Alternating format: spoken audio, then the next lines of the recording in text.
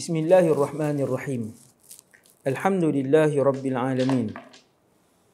Wa afdalus salati wa atammut taslim ala sayyidina wa habibina Muhammad ibn Abdillahil amin wa ala ali kullin wa sahbi kullin ajma'in. Rabbi shrah li sadri wa yassir li amri wahlul 'uqdatan min lisani yafqahu qawli. Allahumma hdi qalbi wa saddid lisani. Ya Haqi Sayyidina Muhammadin sallallahu alaihi wasallam. Amma ba'd. Radina billahi rabba, kami semua redha Allah Tuhan kami. Wa bil islami dina, kami semua redha Islam cara hidup kami. Wa bi Muhammadin rasula, dan kami semua redha bahawa Muhammad sallallahu alaihi wasallam seorang nabi dan rasul. Muslimin, umat Rasulullah yang dirahmati Allah Subhanahu wa taala sekalian. Kita menggunakan buku 65 gambaran kehidupan sahabat Rasulullah sallallahu alaihi wasallam. Karangan Dr. Abdul Rahman Ra'fat Al-Basha rahimahullah.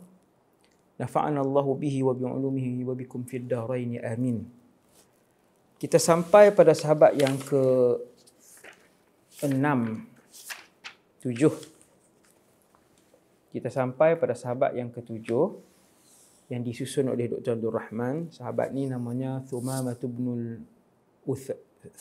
ibn Uthal.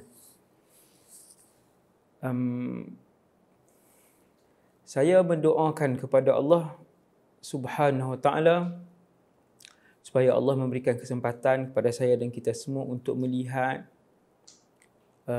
kepada kehidupan lebih 100,000 orang sahabat. Tuan-tuan bayangkan 100,000 orang sahabat. Sekarang ni kita duk hurai dalam kuliah ni, kan, ambil masa lebih kurang 20 minit, 25 minit, setengah jam lah seorang sahabat, no? Setengah jam. Itu cara ringkas. Kalau 100,000 orang sahabat, nak bagi tahu hidup kita ni, sebab tu para ulama dulu dia tak buang masa hidup dia. Dia takkan buang masa. Dia sangat tak suka kalau berjanji pukul 11:15 baru orang mai. Entahlah. Kita hari ni janji pukul 11, mai 11:45, kita duk ingat biasa. No? Ulama radhiyallahu anhum sangat menghargai masa dan mereka takkan buang masa yang amat berharga.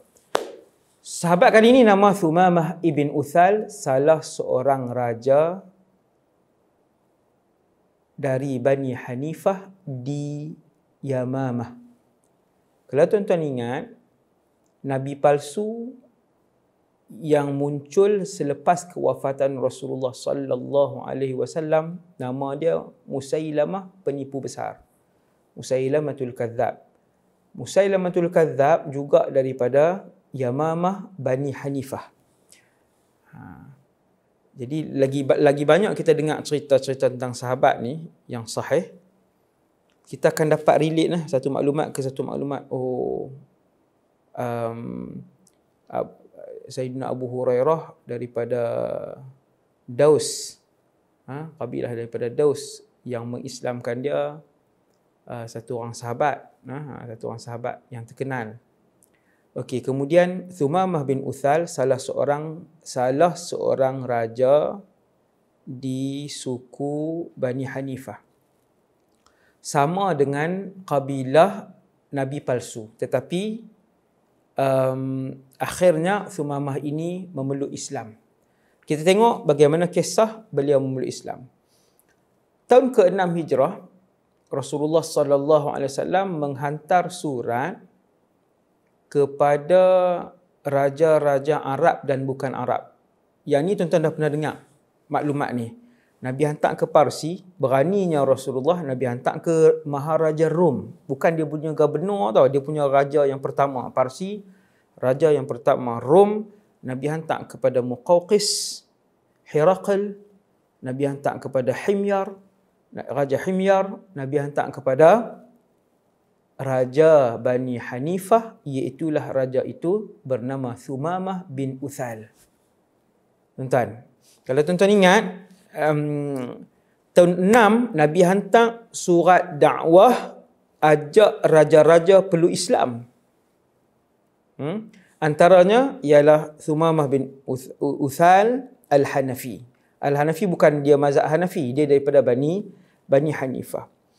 Kemudian bila surat Nabi sampai, Thumamah ni ketika itu antara raja yang bongkak, sombong, dia hina dan dia tak layan pun utusan yang dihantar oleh Rasulullah kepada beliau.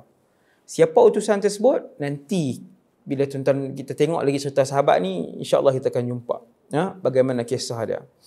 Kemudian bila Nabi pada tahun 6 Hijrah maksudnya Nabi umur 53 campur 6, lebih kurang 59. Nabi hantar surat tu, sahabat pun buat pi. Thumamah ni orang Arab. Bani Hanifah adalah orang Arab. Surat pun dalam berbahasa Arab.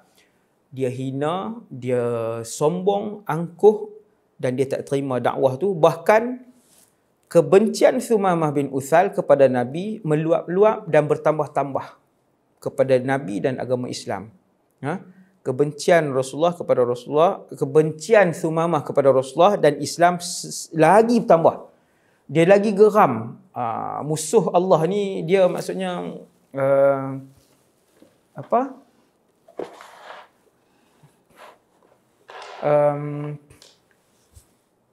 apabila Nabi buat kerja dakwah, bila Nabi berdakwah, Nabi tak duduk diam.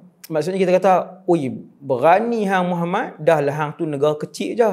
Kan? Tak padan negara kecil, tentera pun sikit, duk mai dakwah kat kami yang lebih maju, lebih moden, lebih kuat ekonomi dan tentera kami. Bahasa hari ni sama. Jadi benda tu jadi tercabar kewibawaan kerajaan-kerajaan yang kuat, jadi tercabar dan mereka rasa terhina bila Rasulullah begitu yakin dengan Allah Subhanahu taala, Nabi begitu rajin menyebarkan dakwah. Sallallahu alaika ya Rasulullah. Rajin Rasulullah sebar dakwah. Walaupun Nabi tahu tentera Nabi tak ramai mana, waktu tu pentadbiran Nabi pun tak luas mana, tapi Nabi hantar. Bila surat tu sampai kepada salah seorang raja Bani Hanifah, Thumamah ni dia memang rasa kan marah betul, tercabar. Dan dia merancang untuk membunuh Rasulullah. Sampai ke tahap sudah menyediakan satu komplot untuk membunuh Nabi. Dah lantik orang, dah susun dah tindakan apa semua ni untuk membunuh Rasulullah. Sehinggalah bapa saudara Thumamah, dia nasihatkan, dia kata jangan. Bapa saudara dia mungkin, wallahu alam kan, mungkin dari segi bacaan politik sebagainya, dia kata jangan bunuh Muhammad. Dan akhirnya semua membatalkan niat jahat dia untuk membunuh Rasulullah. Sampai tahap tu dia benci kepada Rasulullah dan Islam. Sampai tahap itu bila dia tak jadi bunuh Nabi, rupanya Thumamah bin Uthal ni bila dia tak jadi bunuh Nabi, dia tangguh hasrat untuk bunuh Nabi. Dia masih meneruskan tindakan perbuatan tak elok dia, iaitulah dia menangkap sahabat-sahabat Rasulullah yang berhijrah ataupun yang dalam perjalanan pergi berdakwah dan sebagainya, dan dia bunuh. Tuan-tuan, Sayyiduna Thumamah ibn Uthal ni sebelum masuk Islam punya benci dia sampai dia pernah merancang untuk bunuh Nabi, dan kemudian dia telah membunuh beberapa orang sahabat dia ni. Dan Nabi menghalalkan darah dia ketika itu. Nabi pernah menghalalkan darah Thumamah bin Uthal.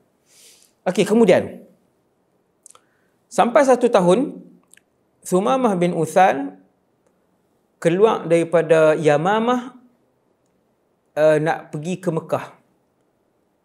Yamamah nak pergi ke Mekah. Lebih kurang kita kata lebih kurang dalam 400-500 km lah. 400-500 km. Saya tak pasti, saya tak pasti, tapi lebih kurang tu lah. Jadi dia pun keluar dengan pasukan dia, dengan rombongan dia untuk mengerjakan umrah di Mekah. Selalu saya sebut kepada tuan-tuan, umrah dan haji orang Arab buat sebelum Nabi lahir lagi, tetapi mereka telah menyelewengkan syariat sakibaki syariat Nabi Ibrahim AS. Mereka dah seleweng, mereka dah ubah. Ada sembelih dan sebagainya, sembelih binatang kurban. Mereka menyembelih tetapi mereka mempersembahkan kepada berhala. Kemudian, dia pun siap dengan binatang korban, bukan haji buat umrah, untuk dikorbankan kepada berhala. Dia nak tawaf, nak ambil semangat dan sebagainya. Dia pun bergerak. Dalam perjalanan, ketika itu Nabi melancarkan perutusan Sariyah untuk menjaga perbatasan Madinah daripada serangan musuh. Rasulullah ni tuan-tuan, saya sangat menarik kalau satu orang dia boleh himpunkan buku, ini kitab lagi ustaz-ustaz yang rajin, mana-mana ustaz yang rajin, dia himpunkan satu buku pentadbiran Rasulullah sallallahu alaihi wasallam. Kehebatan Rasulullah dalam mentadbir. Bukan cakap umum macam tu, bukan ayat Quran dan hadis yang umum. Maksudnya bagaimana Nabi satu orang pemimpin. Nabi dia bukan hanya rasul, bukan hanya ulama. Dia juga seorang pemimpin yang hebat. Nabi melancarkan, orang kata, pasukan pengintik, pasukan peninjau. Nabi ada pergerakan Rasulullah. Tahun yang Thumamah, Raja Yamamah tadi nak pergi buat umrah tadi, waktu tu Nabi menghantar beberapa pasukan untuk memantau dan menjaga perbatasan, keselamatan perbatasan Madinah daripada pencerobohan dan serangan musuh. Tiba-tiba pasukan yang Nabi hantar, Sariyah yang Nabi hantar tadi ni, Sariyah ni pasukan pengintip ataupun pemantau tadi, mereka bertembung dengan pasukan rombongan Thumamah bin Uthal. Dan mereka berjaya menawan beberapa orang. Antara yang ditawan oleh sahabat ialah Thumamah bin Uthal radhiyallahu anhu. Mereka pun bawa balik ke Madinah. Dan kemudian tawanan itu diikat di dalam Masjid An-Nabawi ataupun berdekatan dengan masjid. Waktu tu Masjid An-Nabawi, kalau tuan-tuan nak tengok rupa bentuk masjid ketika tu, tuan-tuan boleh pergi muzium di Madinah. Dia buat macam replika tu. Dia buat replika untuk 4 segi. Di depan sekali ada macam kawasan yang ditutup, di belakang tidak ditutup. Lepas tu dia tak ada bumbung. Masjid An-Nabawi. Lepas tu dia ada tiang-tiang. Bahkan sampai sekarang, tuan-tuan boleh tanya mutawif, di mana tiang yang paling kerap Rasulullah duduk bersandar, di mana tiang yang dinamakan sebagai tiang tawanan, tiang yang diikat Thumamah bin Uthal, di mana tiang, boleh tanya, dia ada sejarah dia, tiang-tiang dalam Masjid An-Nabawi hari ini. Masjid An-Nabawi hari ini. Jadi Sayyidina Thumamah bin Uthal diikat di situ, sampailah Nabi keluar untuk mengerjakan solat. Nabi tanya sahabat, ketua Sariyah yang Nabi hantar, Nabi tanya. Jadi Nabi pun keluar sembahyang, Nabi pun lalu di tempat tu. Bila Nabi tengok Thumamah bin Uthal, Nabi kenal. Nabi tanya sahabat, Nabi kata, "Hampa tahu tak hampa ikat siapa ni? Siapa tawanan yang hampa berjaya tangkap ni?" Sahabat kata tak kenal. Sahabat, beberapa orang yang membuat tangkapan tadi ni, Nabi tanya, "Hampa kenal tak ni siapa yang hampa tangkap ni?" Dia kata tak kenal. Nabi kata, ni salah seorang raja suku Yamamah. Ni salah seorang raja dia. Nama dia Thumamah bin Uthal. Nabi kata layan beliau dengan baik. Nabi kata layan beliau dengan baik. Satu, bukan bermaksud hanya tawanan itu saja yang dilayan oleh Rasulullah dengan baik. Bahkan ke semua tawanan Islam. Tidak pernah diseksa, tidak pernah dicacatkan, tidak pernah dilaparkan. Tidak ada. Dalam sejarah Islam, Nabi takkan benarkan untuk tawanan Islam diseksa, dicacatkan ataupun dilaparkan. Nabi kata layan beliau dengan baik. Itu satu. Nombor 2. Tuan-tuan yang dirahmati Allah sekalian, saya baca kisah ni lama dah. Lama dah saya baca kisah ni waktu belajar dulu. Tahun 2002. waktu belajar di Syria dulu, buku ni antara muqarrar dalam mata pelajaran nama Al-Qiraah. Mata pelajaran qiraah, membaca. Okey. Allahumma salli wa sallim ala sayyidina Muhammad. Bila Nabi tanya sahabat, "Apa kenal tak? Apa dekat siapa ni?" Sahabat kata tak kenal.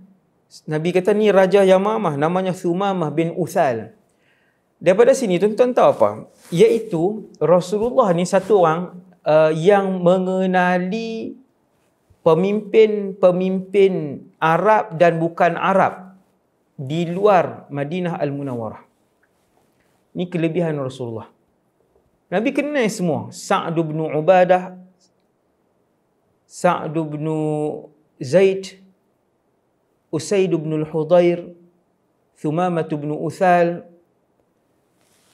Raja-raja dan pemimpin-pemimpin Arab dan bukan Arab dikenali oleh Rasulullah sallallahu alaihi wasallam.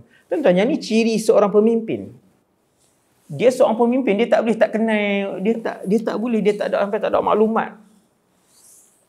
Sebab tu waktu kita belajar dulu, saya pernah ikut kursus waktu belajar di Syria dulu, pernah jadi Presiden anak-anak Kedah, Timbalan Presiden Satuan Pelajar, Setiausaha Pelajar-pelajar ASEAN. Waktu tu antara kursus yang kita pernah ikut, antara seorang pemimpin ni dia kena kenal. Dia kena kenal pemimpin lain, sama ada pemimpin tempatan di Malaysia kita ataupun pemimpin negara luar. Jadi waktu tu bila mereka tunjuk gambar satu orang, kita kata tak kenal. Jadi dia kata ni menteri sekian-sekian, takkan tak kenal kan. Jadi antara kemahiran seorang pemimpin ialah dia kena kenal pemimpin-pemimpin lain, sama ada yang besar ataupun yang kecil. Itu antara kelebihan. Dan Rasulullah SAW Nabi sangat kenal. Yang ni bukan fakta yang pertama yang saya baca. Banyak kali bila datang pemimpin ataupun kabilah, pemimpin-pemimpin kabilah walaupun kecil di semenanjung Arab, bila mai Nabi bangun, sahabat tengok. Sehingga sahabat tanya, "Kenapa ya Rasulullah? Dia ni sekian-sekian," Nabi kata. Dia ni pemimpin sekian-sekian. Maksudnya Rasulullah sangat kenal dengan pemimpin dalam keadaan sahabat tak kenal. Okey, itu satu poin lah tuan-tuan, itu satu poin. Jadi Nabi pun kata layan Thumamah bin Uthal dengan baik. Nabi pun keluar sembahyang, Nabi balik ke rumah dia, Nabi tengok ada apa makanan di rumah beliau, Nabi panggil sahabat seorang, Nabi kata pergi perah susu dan berikan kepada Thumamah. Nabi suruh perah susu macam biasa. Begitulah ajaran Islam yang mengajar kepada kita melalui Rasulullah sallallahu alaihi wasallam bahwasanya akhlak yang baik itu di mana sahaja ia berada, ia akan membuatkan semua orang suka dengan kita dan akan terpesona dengan dakwah yang kita bawa.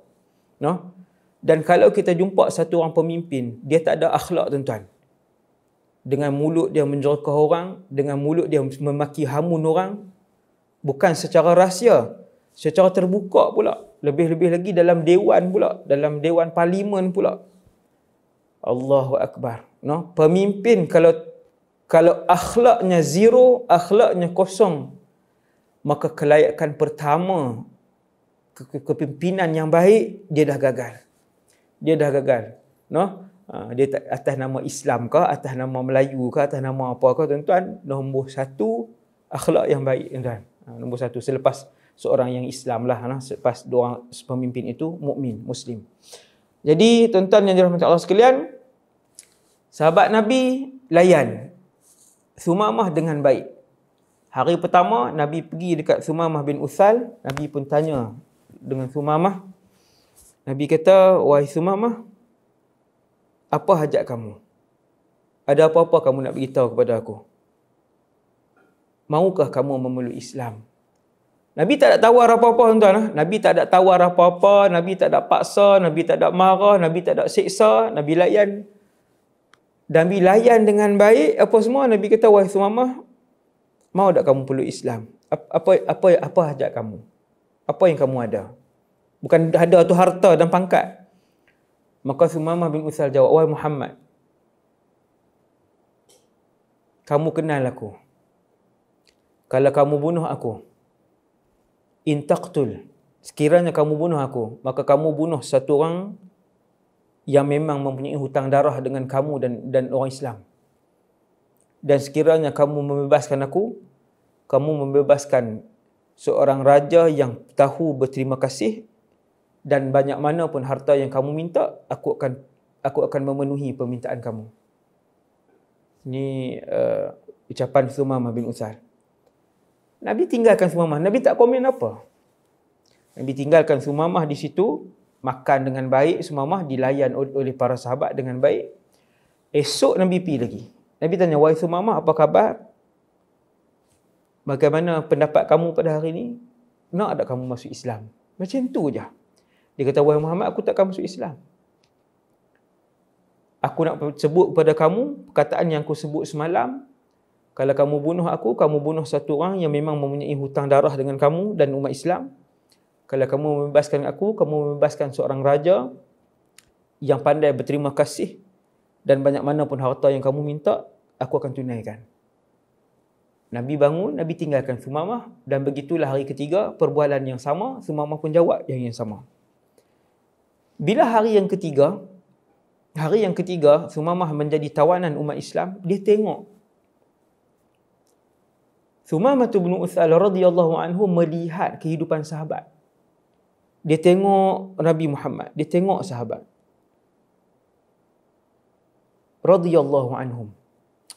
Sahabat ni satu masyarakat yang harmoni, aman damai, mulutnya tidak kasar, mulutnya tidak jelek, akhlaknya baik. Mereka sangat menghormati dan memuliakan Rasulullah SAW tanpa apa balasan. Tak ada balasan apa. Bukan balasan untuk menang dalam pilihan raya, bukan balasan untuk membebaskan orang tu daripada tuduhan dan jenayah, bukan balasan untuk memberikan projek juta-juta kepada, tak ada balasan. Mereka menghormati dan berkhidmat kepada Rasulullah kerana itu Rasulullah. Kerana mereka menyayangi Rasulullah sallallahu alaihi wasallam.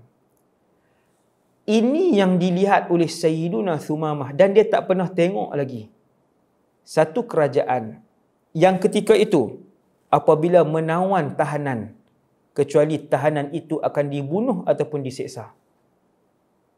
Kali ini Sumamah dia tawanan, dia tahanan. Tetapi dia dilayan dengan begitu baik, dan Nabi tak pernah paksa dia. Nabi hanya tawarkan Islam. Nabi kata nak tak masuk Islam. Bila dia kata tak mau, Nabi tak jawab. Nabi tinggalkan dia. Bila hari ketiga, Rasulullah sallallahu alaihi wasallam tak paksa apa pun. Nabi lalu tepi Sumamah. Nabi kata kat sahabat, atliquh. Nabi kata bebaskan Sumamah. Tuan-tuan, tercengang-cengang Sumamah bin Utsal, satu orang yang penuh dengan kebencian dan dendam kepada Rasulullah. Walaupun Nabi tak pernah buat apa kat Sumamah. Dia dendam, dia benci dengan Nabi, dia benci dengan agama yang Nabi bawa, dia benci dengan umat Nabi yang masuk Islam, dia benci bahkan dengan Madinah Al-Munawwarah. Subhanallah. Tapi Rasulullah bebaskan dia untuk 3 hari, bukan 30 hari punya dakwah Nabi mempamerkan akhlak yang baik. Sallallahu alaihi wasallam. Bila Nabi kata atliqu sirahahu, lepaskan dia. Muhammad pun bangun. Dia ucap terima kasih. Dia pun pergi. Dia pergi ambil kenderaan dia. Bahkan kenderaan dia dijaga, masih dijaga dengan baik oleh umat Islam. Kita hari ini bukan kenderaan kita pun orang curi. Hasbunallah wa ni'mal wakil. Hasbunallah wa ni'mal wakil. Betapa manusia hari ini Islam, tapi ambil hak orang dalam keadaan tak rasa dosa pun. Curi hak orang. No? Kadang kenderaan kita post dengan kapal apa semua. Sebahagian yang duk jaga dalam kapal tu curi peralatan dalam tu. Ambil radio, curi TV yang ada dalam kereta, curi itu dan ini. Hasbunallah wa ni'mal wakil. Kita tak ada akhirat ke? Ha? Subhanallah. Kenderaan Sayyiduna Thumamah masih dijaga dengan baik. Nabi pesan kat Thumamah supaya berjalan, maksudnya balik dengan selamat dan sebagainya. Sayyiduna Thumamah pun ambil kenderaan dia. Dia ambil kenderaan dia. Lalu dia pun pergi. Tuan-tuan yang dirahmati Allah, ketika itu datanglah wahyu Allah Subhanahu wa taala memilih Thumamah bin Uthal radhiyallahu an. Dia berasa seronok, tenang dengan agama ni. Dia pun pergi mandi, dia bersihkan diri dia, apa semua. Lalu dia kembali ke pangkuan Nabi SAW. Dia kata, wahai Muhammad, asyhadu an la ilaha illallah wa annaka rasulullah. Wahai Muhammad, aku bersaksi bahawa tiada Tuhan melainkan Allah, dan aku bersaksi bahawa kamu pesuruh Allah. Dia kata, wahai Muhammad, selama ni manusia yang paling aku benci bila orang sebut nama adalah nama kamu. Tetapi mulai hari ini nama kamu dan kamulah yang paling aku sayang. Wahai Muhammad, selama ni kalau orang sebut Islam, agama itulah yang paling aku benci. Tetapi mulai pada hari ini, Islamlah yang paling aku sayang. Wahai Muhammad, bencinya aku pada kamu kalau orang sebut Yathrib, Madinah pun itulah tempat yang paling aku benci sebab kamu di situ. Tetapi hari ini Madinah adalah negeri yang paling aku sayang.